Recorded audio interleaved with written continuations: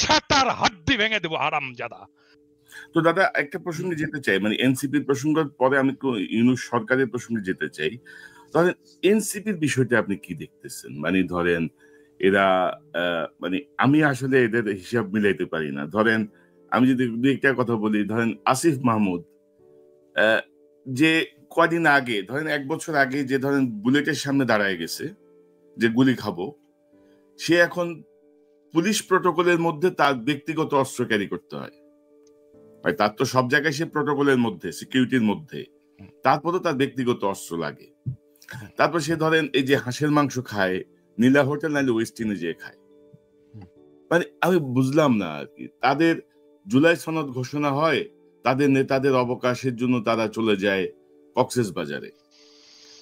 এতদিন পরে যে জুলাই সনদ হইল, সেই সনদে ধরেন শহীদদের সংখ্যাটাই তো ভুল। মানে জাতিসংঘ বলে 1400, ওনারা বক্তৃতায় বলে 2000, ওইখানে লেখা হয়েছে 1000। তো এই যে অবস্থাটা, মানে এক এক নেতা এক এক রকম করে কথা বলছে। কেউ বলতেছে এইটা ঘুরাই দিবে, এটা উড়াই দিবে, হ্যান করবে ত্যান করবে। জিয়াউর রহমান বা মানে একটা প্রতিষ্ঠিত সিনিয়র রাজনৈতিক দলের ব্যাপারে তাদের যে মনোভাব, তো এগুলো মানে সব মিলে কি মনে করে, মানে কি এনসিপি হয়েছে কি, এনসিপিতে কি ভর করছে? আমি কনক বোধহয় জিয়াউর রহমানকে নিয়ে যখন ইসমাইল পাটোয়ারি যখন একটা মন্তব্য করছিল, আমি আপনার এখানেই প্রথম এটার প্রতিবাদ করছিলাম, আমি বলছিলাম এটা খুব খারাপ কাজ হয়েছে এবং এটা এক্ষুনি প্রত্যাহার করা উচিত। আসিফ প্রসঙ্গে বলি আর কি, আসিফ প্রসঙ্গে তো আমার ফেসবুকে এসে সবাই আসিফ কিছু করলেই আমাকে এসে ধরে, আসিফ কিছু করলে আমাকে এসে, আপনি কিছু বলেন না। আসিফের বক্তব্যটা একটু শুনো নাকি আমরা, হাসির মাংসের বক্তব্যটা? না আমি শুনছি, আপনি দর্শকদের জন্য আলোচনা আলোচনা করছে, এটা কিছু মনে করি খাওয়া দাওয়া করছে ভাই। আসিফ কি এখন মনে করেন যে আসিফ গুলিস্তানে যায় খাবে? না, মেটার হচ্ছে নীলা হোটেল এবং ওয়েস্টিন আর কি। আচ্ছা আচ্ছা, আমি একটু বলি, মানে এটা আমার দর্শকদের, এটা ইলিয়াস জানে আর কি, মানে বিষয়টা ইলিয়াস খুব পুরোপুরি জানে ঘটনাটা, যে আসিফের সাথে আমার কি সম্পর্ক এবং আসিফকে আমি কি চোখে দেখি। মানে আসিফ যখন প্যারিসে আসলো আর কি, ওকে যখন আমি প্রথম দেখলাম, ও ছিল প্রথম মানুষ যে এই বিপ্লবী ছাত্রদের একজন প্রতিনিধি। হ্যাঁ, ও যখন আমার সামনে আসলো, আমি এটা বিশ্বাস করতে পারিনি যে আমি আসিফকে দেখতেছি। আমি ওকে জড়ায় ধরলাম এবং জড়ায় ধরে কাঁদতে শুরু করলাম। হ্যাঁ, এবং কান্না, এবং আসিফও ঠায় দাঁড়ায় থাকলো।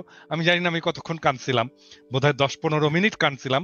আসিফ ঠায় দাঁড়ায় থাকলো এবং আমার এই কান্নার এটা একটা ছবিও বোধহয় আছে, আমি আপনাকে দেবো ইলিয়াস, কনক। তো আসিফ আমার কাছে হচ্ছে বিপ্লবের ফিজিক্যাল এমবডিমেন্ট, যে আমার কাছে আসছিল, যাকে আমি টাচ করতে পারছি, ছুঁইতে পারছি, ধরতে পারছি, ভালোবাসতে পারছি। তো একটা আমার সাথে, আপনারা জানেন যে আমি খুবই ইমোশনাল মানুষ, এবং সেই অর্থে আসিফের সাথে আমার একটা খুব ব্যক্তিগত ইমোশনাল একটা সম্পর্ক আছে। হ্যাঁ, খুবই ব্যক্তিগত ইমোশনাল সম্পর্ক আছে, এবং ইলিয়াস জানে যে আসিফকে আমি কম বকাবকি করি না, প্রচন্ড বকাবকি করি। মানে এই ছাত্রদের মধ্যে 2 জন আমার বেশি বকাবকি খায়, প্রথম আসিফ আর নাম্বার 2 হচ্ছে হাসনাত।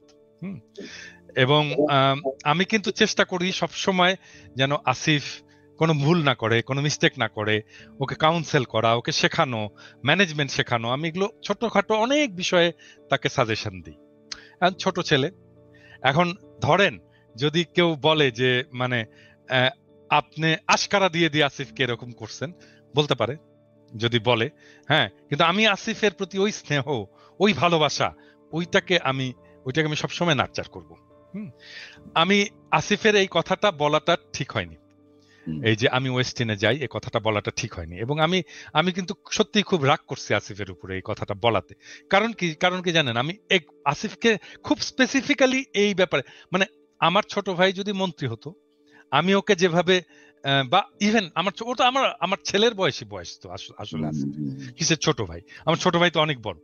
আমার ছেলে যদি হতো, মন্ত্রী হতো, আমি তাকে যেভাবে তাকে ধরে ধরে ধরে ধরে ধরে ধরে শেখাতাম, আমি আসিফকে কিন্তু এই বিষয়গুলো শিখিয়েছি। আমি কিন্তু ওকে বলছি যে আসিফ, তুমি তোমাকে খুব মিনিমালিজমের উপরে চলতে হবে, খুব অল্প জিনিসে তোমাকে তৃপ্ত থাকতে হবে, খুব বেশি জিনিস। তুমি যখন ভাত খাবে একটা তরকারি দিয়ে ভাত খাবে, একটার বেশি তরকারি নিবে না। আমি বলছি কেন নেবে না, কারণ তোমার দেশের মানুষ একটার বেশি তরকারি দিয়ে ভাত খেতে পারে না। তুমি তার জীবনটা বুঝতে পারবা না তুমি যদি এটা না করো। তুমি এই কাজটা করবে। আমি কিন্তু এক্স্যাক্টলি এই কথাটা বলছি। এবং যখন আমি দেখলাম যে আসিফ বলতেছে যে আমি ওয়েস্ট ইন্ডে যাই, আমার খুব খারাপ লাগছে, আমি খুব বেদনাহত হয়েছি মানে এটাতে, আসিফের এই কথাতে। হ্যাঁ মানে দাদা ধরেন এদের প্রতি আমাদের শ্রদ্ধা বা এদের প্রতি আমাদের কৃতজ্ঞতার কোনো শেষ নাই। এবং আমরা যে কথা আসিফের প্রতি আমার ভালোবাসারও শেষ নাই তো, আমার ভালোবাসা থাকবে, ও যত মিস্টেক করুক তারপরেও আমার ভালোবাসা থাকবে। কিন্তু মানে ও আমার কথা শোনে না কেন, এটা হচ্ছে আমার কথা। মানে ও কি মানে আমি যে ওকে এত ভালোবাসি, এত স্নেহ করি, ওকে যে আমি আমার সন্তানের মতো দেখি, ও কেন আমাকে ওর ওর জায়গাটায় রাখতে পারে না, ও কেন ওই রেসপেক্টের জায়গাটা রাখতে আমার কথা শোনে না? আমাদের এই নতুন নেতাদের ধরেন বডি ল্যাঙ্গুয়েজ বা তাদের কাছে আমাদের যে প্রত্যাশাটা ছিল, সেই জায়গাটায় তারা ধরেন আমাদেরকে অনেক জায়গাতে হতাশ করেছেন। এবং এটা আমরা আশা করি নাই আর কি, মানে এত দ্রুত তাদের এই পরিবর্তনগুলো আসলে চোখে লাগে, আমাদের যেমন লাগে সাধারণ মানুষের চোখে লাগে। সাধারণ মানুষের মধ্যেই এগুলো প্রতিক্রিয়া সৃষ্টি করে যে আপনি এক বছর আগে কি ছিলেন, এখন আপনি কি করছেন, ভবিষ্যতে তাহলে আপনি কি করবেন। এক বছরে যদি এই পরিমাণ পরিবর্তন আপনাদের মধ্যে আসে, তাহলে আপনি ভবিষ্যতের না, ইভেন রাজনীতিতে আপনি দেখেন, মানে আমি তো ওয়েস্টিনে যে খেতে পারি না বাংলাদেশের রাজনীতি করে, বাংলাদেশের মানুষ তো ওয়েস্টিনে খেতে পারে না, এত টাকা দিয়ে খেতে পারে না, এটা বড় লোকদের জায়গা, এটা সবচেয়ে আমাকে খুব সাধারণ মানুষের মতো করে থাকতে হবে, আমাকে খুব সাধারণ মানুষের মতো করে চলতে হবে। আমাকে অনেকে বলে, আপনারা দেখেন না যে ওই আপনি এই একটা হুডি পরে আসেন আপনার ইয়েতে, আপনার কি আর হুডি নাই, আপনার কি আর হুডি কেনার পয়সা নাই, আমাকে বলে কিন্তু অনেকে। আমি বলি হ্যাঁ ভাই পয়সা নাই ভাই, এবং তারপরে হয় কি, অনেকে হুডি কিনে নিয়ে আসে, ওর সত্যি সত্যি মনে করে আমার হুডি কেনার পয়সা নাই, দাদাকে একটা হুডি কিনে দিই। কেউ আসলে হাতে করে একটা হুডি নিয়ে আসে, একটা কাপড় নিয়ে আসে, বোধহয় দাদা বোধহয় কাপড় কিনতে পারে না।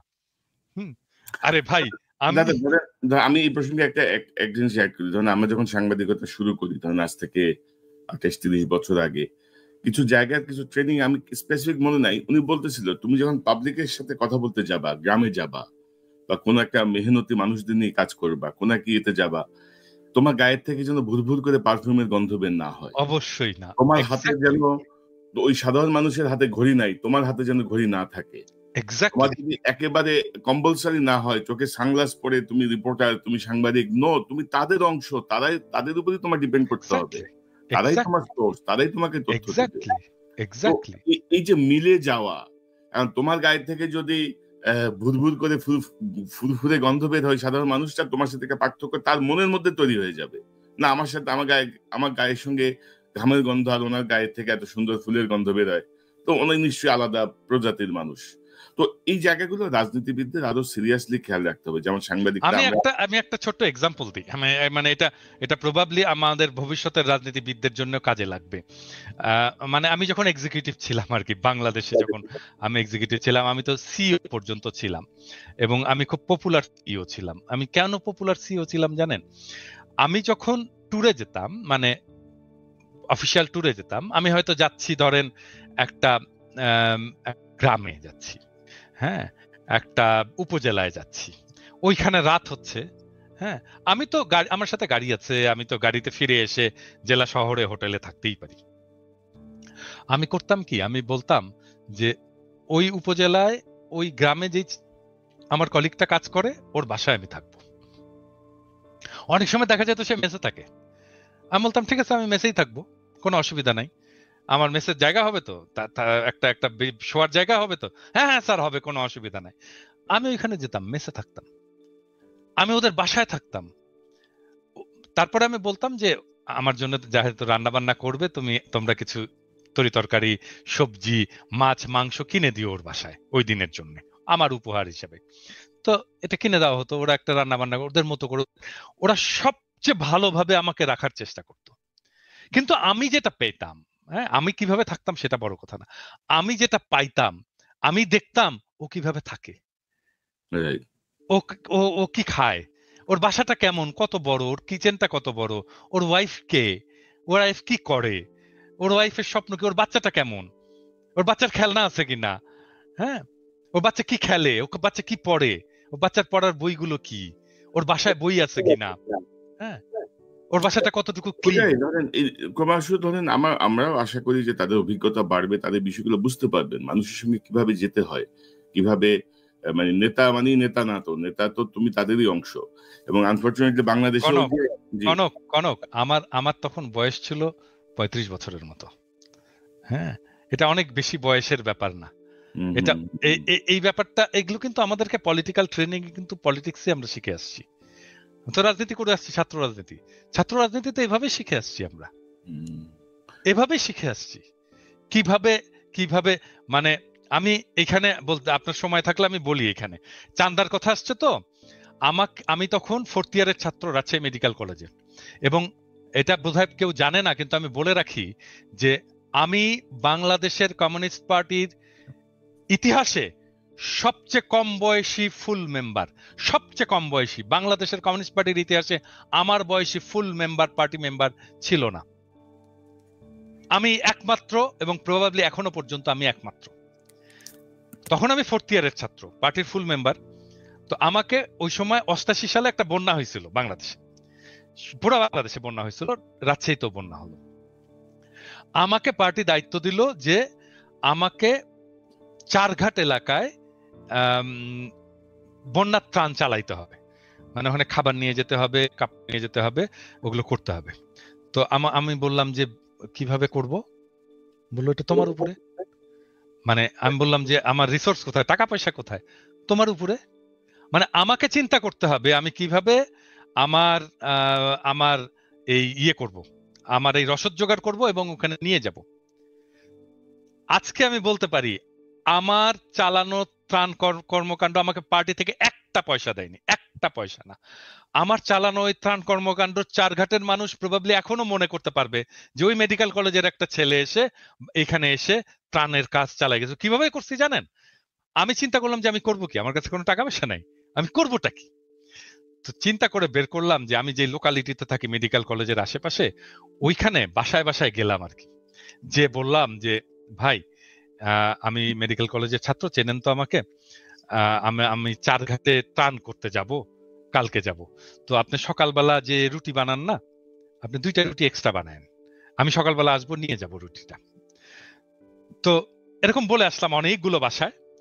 পরের দিন আমি ভাবছি আর কতগুলোই বা রুটি দেবে, 4-5টা বস্তা টস্তা নিয়ে, ব্যাগ ট্যাগ নিয়ে আমরা গেছি করতে। তারপরে যেয়ে দেখি ওরে মা, কিসের 2টা রুটি, 20টা রুটি বানায় রাখছে একটা বাসা, হ্যাঁ, কেউ খিচুড়ি ভরে হাড়ি ভরে খিচুড়ি রান্না করে রাখছে, বিশাল ব্যাপার। পরে আমাদেরকে ভ্যান ভাড়া করতে হইলো, ভ্যান আলা আসলো, ভ্যান আলাকে বললাম ভাই আমার কাছে কিন্তু পয়সা নাই, বললো কিচ্ছু লাগবে না ভাই, তোলেন এগুলোর উপরে। ভ্যানে তুললাম, ভ্যানে তুলে চারঘাটের বাসে গেলাম, বাসের উপরে তুললাম সমস্ত ত্রাণের জিনিসপত্র, বাসালাকে বললাম ভাই আমার কাছে কিন্তু পয়সা নাই ভাই, বলে কি করবেন আপনি এগুলো? আমি বললাম ত্রাণ দিতে যাবো, বলে কিচ্ছু লাগবে না, ওঠান আপনি সব, কি কি আছে ওখানে সব তোলেন। চারঘাটের বাসে যে আমাকে নামাই দিল, ওইখানে ভ্যান, একটা পয়সা লাগলো না। মানে মানুষ যখন নিয়ত দেখে যে আপনি ভালো নিয়ত একটা কাজ করতেছেন, মানুষ আগায় আসে রে ভাই। আপনার যদি রাজনীতি ঠিক থাকে, আপনার টাকার কোনো অভাব হয় না, পয়সার কোনো অভাব হয় না। এরা যে টাকা তুলতে গেছে, এই যে এনসিপি এই যে অলিগার্কদের কাছে, দুর্বৃত্তদের কাছে কোনো টাকার অভাব ছিল না। এনসিপি কে আমি এনসিপি কে দিছিলাম, প্রপোজাল দিছিলাম গত রমজানের সময়, ওরা ওই 5 স্টার হোটেলে ওদের করবে। আমি বলছি যে এক কাজ করো, তোমরা মানিক মিয়া এভিনিউয়ে প্যান্ডেল খাটাও, বলো যে ভাই আমরা স্বাধীন বাংলাদেশে নিজের ইফতার আমরা একসাথে করব, আপনার ইফতার আপনি নিয়ে আসেন, তুমি ওইখানে শুধু পানির ব্যবস্থা করবে আর জিলাপি বানাবা, জিলাপি দিবা আর পানি দিবা, দেখো 1 লক্ষ লোক এসে তোমার সাথে ইফতার করবে। কি দরকার তোমার দুর্বৃত্তদেরকে? তোমার মাথায় তো আইডিয়াই নাই যে কিভাবে তুমি তোমার মানুষকে ইনভলভ করবা তোমার সাথে।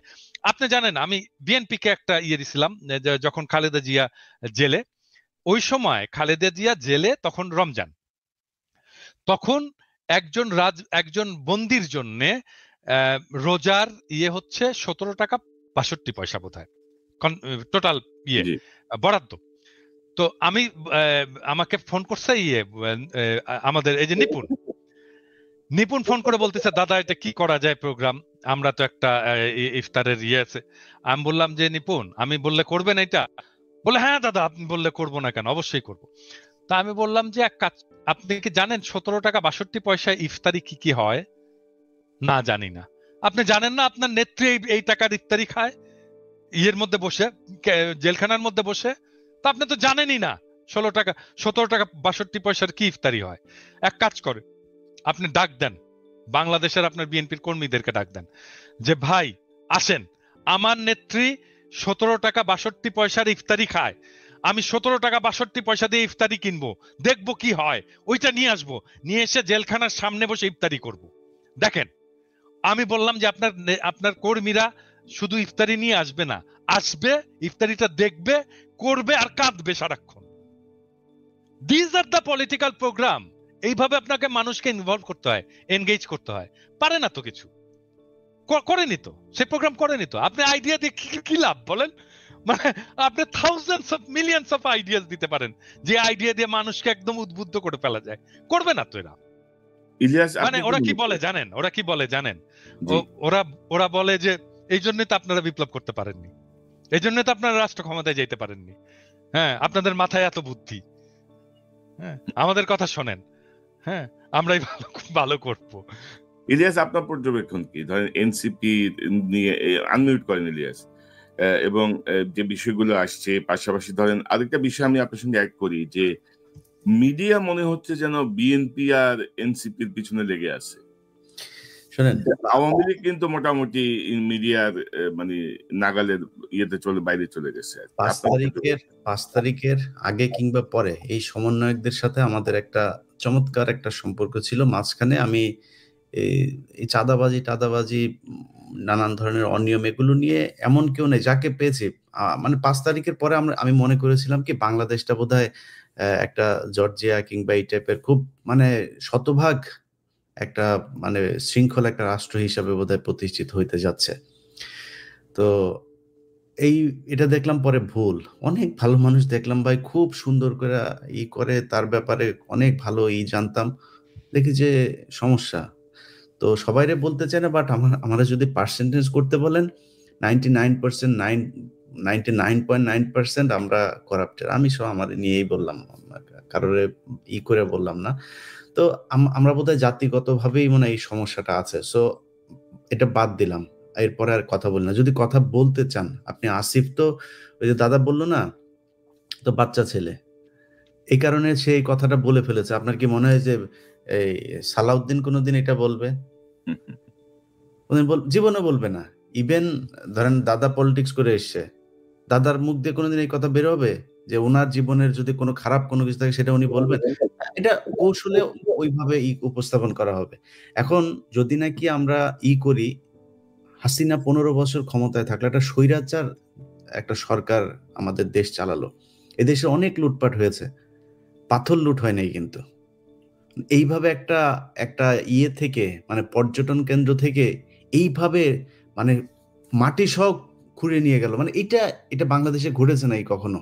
অথচ আমাদের দেশে ওই সময় পরিবেশ উপদেষ্টাকে, যিনি সারা বছর দেখেছি যে পরিবেশ নিয়ে কথা বলতে বলতে মানে গরম করে ফেলতো মিডিয়া, ওনার প্রতি মনে হয় সপ্তাহে, আপনি জানেন যে প্রতি সপ্তাহে মনে হয় 2-4টা অ্যাসাইনমেন্ট ওনার এই বেলার থাকতো না? কি করেছেন উনি পরিবেশ নিয়ে? একটা খাল উদ্ধার করেছেন, একটা এই ঢাকা শহরের 3-4টা তুরাগ, বেলা, ওইদিকে শীতলক্ষা, এইদিকে বুড়িগঙ্গা, কোনোটার কোনো উন্নতি আছে? ঢাকা শহরের পরিবেশের কোনো উন্নতি আছে? কোনো কিছুর উন্নতি নেই। আপনি যদি বিএনপির কাছে আসেন, বিএনপির কি আপনি অন্তত যদি লিস্ট করি 2-4 হাজার মানুষের নাম আমরা বলতে পারবো না? বলবো। এখন আমরা আমাদের কি যে দুর্নীতির এই জায়গাটা আমার মনে হয় একটা পর্যায়ে গিয়ে ঠিক হয়ে যাবে। সো এদের কারোর সাথে যে আমাদের খুব ব্যক্তিগত, দাদা বলেন আসিফের সাথে যেমন আমাদের সম্পর্ক আছে, আমাদের ইশরাকের সাথেও, আমাদের এই কনক ভাইয়ের সাথে আমাদের এই গত কয়েকদিন আগেও আমরা অনেক বিষয় নিয়ে ইশরাক ভাইয়ের সাথে আলোচনা করলাম। এবং এই সিটি কর্পোরেশনের সামনের যে ঘটনা, এটা নিয়েও আমাদের যেটা মনে হয়েছে আমরা সেই পরামর্শ ইশাক ভাইকে দেওয়ার চেষ্টা করেছি। সো কারোর সাথে আমাদের সমস্যা নাই। এখন কথা হলো যে আপনি যখন কিনা দুর্নীতি নিয়ে কথা বলতে যাবেন, যদি নাকি সবাই চলে আসেন, তাহলে তো আপনার এটা নিয়ে আলাপ করার দরকার নাই। দুর্নীতি যেটুকু আছে কিভাবে থামানো যায় সেটা চিন্তা করেন। এবং বিএনপির আর মিডিয়া, যেটা আপনি বললেন যে এখন এই মিডিয়া হচ্ছে বিএনপি আর এনসিপি কে, এটা মিডিয়ার বিষয় না। মিডিয়াতে তো এই হাসিনার সেই দোসররা আছেই। ডিজিএফআই নিজে অ্যাসাইনমেন্ট দিয়ে দেয়, ডিজিএফআই নিজেই ফুটেজ বের হয়, অডিও বের হয়, ভিডিও বের হয়, কোত্থেকে বের হয়? এটা কি সাধারণ মানুষ করতে পারে নাকি? এগুলি আমরা জানি না, তো ডিজিএফআই দেয়। ডিজিএফআই দিয়া বলে এই ঘটনা ঘটেছে, এবার এটা নিয়ে কাজ করো। সো এই জায়গাগুলো তো ঠিক করতে হবে। যেসব সুশীলরা আজকে 15ই আগস্ট নিয়ে করে, খুব মনে হয় যেন তারা ন্যায়ের পথে অটল আছেন। কিছু জায়গা নিয়ে তাদেরকে কেউই করতে পারবে না। তোরা কই ছিলি রে জুলাইতে? 5 তারিখ পর্যন্ত এই যে ফারাবি হাফিজ, এই যে এই চ্যানেল 24 এর যেই উপস্থাপক, এ বাবা মাদেরকে উদ্দেশ্য করে পোস্ট করেছে। সেই পোস্ট আছে আমার কাছে। বাবা মাদেরকে উদ্দেশ্য করে পোস্ট করেছে যে আপনারা আপনাদের সন্তানদের হেলি খেলা দেখে কি মজা পাচ্ছেন? এই আন্দোলনের ভেতরে নাকি অন্য দুষ্কৃতিকারীরা ঢুকে গিয়েছে, এদেরকে দ্রুত সরিয়ে নেন। এরাই তো সেই সুশীল। সেই সুশীলরা আজকে শেখ মুজিবকে নিয়ে করছে। প্রতিটা এই পোস্টের জন্য টাকা পেয়েছে, প্রতিটাকে টাকা পয়সা দেওয়া হয়েছে। ওই যে তৌহিদ আফ্রিদির মাধ্যমে টাকা বিতরণ হয়েছে। কিছু মানুষজন আসছে, আসার পরে তারা বলছে যে আমরা বঙ্গবন্ধুকে করার জন্য এসেছি, তাদেরকে নিয়ে মনে হচ্ছে মজা করা হচ্ছে। পরের 15ই আগস্টে এটা মাথায় রেখেন। এই মজা যদি করতে থাকেন না, তাহলে এই মজা নেওয়ার লোকের সংখ্যা কিন্তু বাড়বে। এটা মজা করার জিনিস না। শেখ মুজিব শেখ হাসিনাকে করা মানে, এই সাপোর্ট করা মানে ও নিজেও খুনি। ওরে খুনের মামলায় ঢুকাইতে হবে। পাশে ধানমন্ডি থানা আছে, ওরে ধানমন্ডি থানায় নিয়ে ঢুকান। ও খুনের দোসর, ও আওয়ামী লীগের দোসর। যদি শেখ মুজিবের ব্যাপারে আলাদা করে কেউ কিছু বলতে আসে, পিনাকি দাদা বই লিখেছে, ওনার বই পড়েন। ওনারা যদি বিশ্বাস না করেন, তাহলে যাদেরকে বিশ্বাস করেন, মেজর জলিল, ওদের নিজেদের লোকজন, আতাউর রহমান খান, তারপরে এই ধরনের লোকজনরা, ইভেন তোফায়েল আহমেদের বইও পড়েন। ওইখানে অনেক কিছু আছে। শেখ মুজিব কত বড় মাপের বদমাইশ ছিল, এটা যদি নাকি গুগলেও দেখতে যান, বিদেশি বিভিন্ন টেলিভিশন ওই সময় এবিসি টেবিসি বিবিসি, এগুলো অনেক টেলিভিশনের একদম ভিজুয়াল নিউজ আছে। শেখ মুজিব তামাক খাচ্ছে আর বিশাল ভাবসাব নিয়ে পায়ের উপর পা তুলে দিয়ে বক্তব্য দিচ্ছে। তারে সাংবাদিক জিজ্ঞেস করছে এই যে আপনার এখানে মানুষ মারা যাচ্ছে, সে বলছে এটা হচ্ছে মিথ্যা কথা, এটা প্রোপাগান্ডা, দেশে নাই কোনো মানুষ মারা যাচ্ছে না। সে হাজার হাজার মানুষকে সে সরাইখানা বানিয়ে তারপরে খাওয়াচ্ছে। এগুলো বিদেশি মিডিয়ার নিউজ। সো শেখ মুজিব কত বড় বদমাইশ ছিল, সেটা যদি নাকি মনে হয় আপনারা ঠিক করবেন, তাহলে আলোচনায় আসেন। বেশি মানুষের নেওয়ার দরকার নাই, 2-4 জন থাকলেই চলবে। আপনারা যত মানুষ আসতে চান আইসেন। আমি এই ব্যাপারে একটু, যারা শেখ মুজিবকে নিয়ে খুব আবেগ তাড়িত হচ্ছেন, আমি আপনাদেরকে বিনয়ের সাথে একটি বিষয় বলতে চাই। সেটা আমার বলা দায়িত্ব। সেটা হচ্ছে যে শেখ মুজিবকে নিয়ে যদি আবেগ তাড়িত হন, তাহলে শেখ মুজিবের সমস্ত কুকীর্তির দায় আপনাকেই নিতে হবে। এবং আপনাকে যেই কুকীর্তির দায়টা আমি দিতে চাই, সেটা হচ্ছে সিরাজ শিকদারকে পেছন থেকে গুলি করে হত্যা করা। নিরস্ত্র সিরাজ শিকদারকে হত্যা করেছে শেখ মুজিব, এইটার দায় নিতে হবে। সিরাজ শিকদার আমার নেতা, আমি আপনাকে এইটার জন্য এর শাস্তি আপনাকে আমি দেব।